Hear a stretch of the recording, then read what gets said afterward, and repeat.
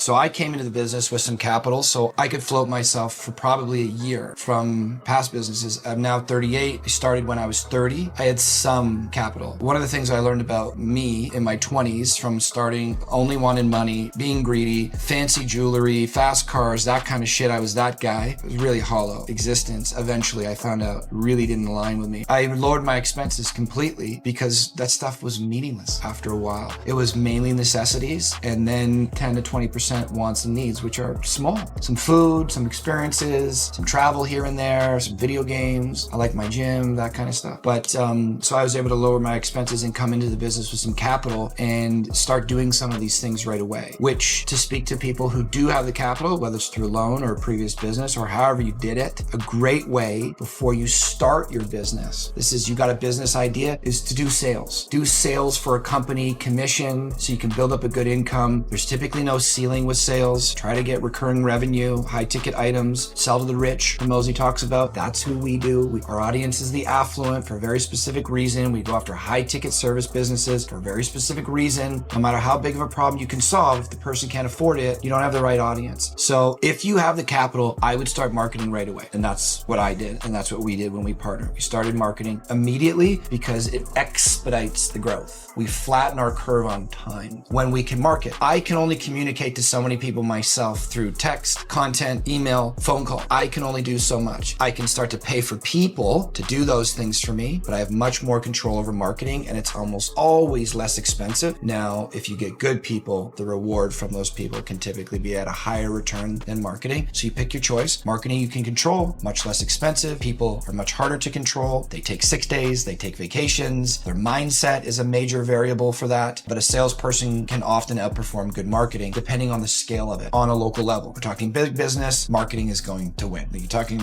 Rogers, TD Bank, those types of things. In many cases, marketing is bringing in the bulk of it, at least historically speaking.